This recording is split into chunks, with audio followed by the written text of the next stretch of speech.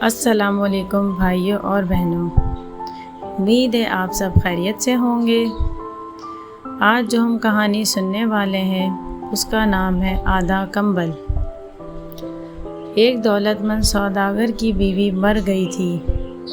تھوڑے عرصے بعد وہ خود بھی دمے کی بیماری میں مبتلا ہو گیا۔ اس نے اپنی کل جائیداد اپنے بیٹے کے نام کر دی۔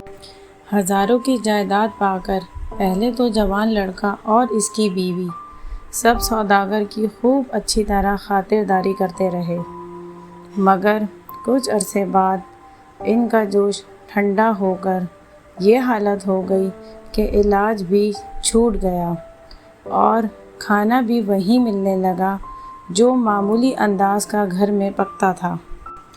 بلکہ ایک دن نوجوان بیٹے نے صاف کہہ دیا، بابا آپ اپنی چارپائی صحن میں لے کر بیٹھ جایا کریں تو بہتر ہوگا۔ ہر وقت کھانستے رہنے کی وجہ سے بچوں میں بیماریاں پھیلنے کا اندیشہ ہے۔ بیمار باپ کو صبر اور شکر کے سوا کوئی چارہ نہ تھا۔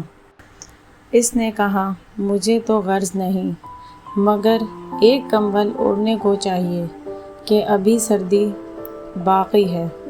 نوجوان نے اپنے بیٹے سے کہا، گائے کو اڑانے والا کمبل لے آؤ۔ لڑکا جلدی سے کمبل اٹھا لایا اور دادا سے کہا کہ آدھا کمبل مجھے واپس دے دو۔ دادا بولے، بیٹا آدھے کمبل سے سردی کیا جائے گی؟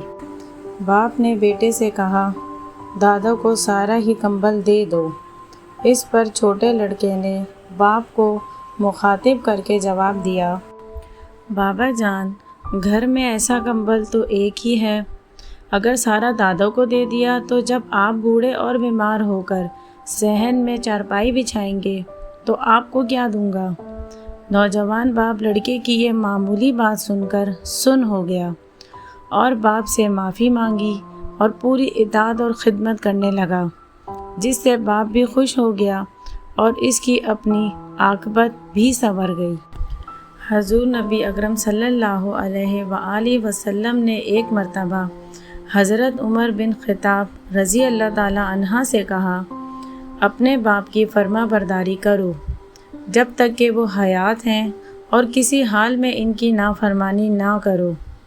خوش قسمت ہوتے ہیں وہ لوگ جو اپنے ماں باپ کی خدمت کرتے ہیں اور اپنی دنیا اور آخرت سنوار دیتے ہیں۔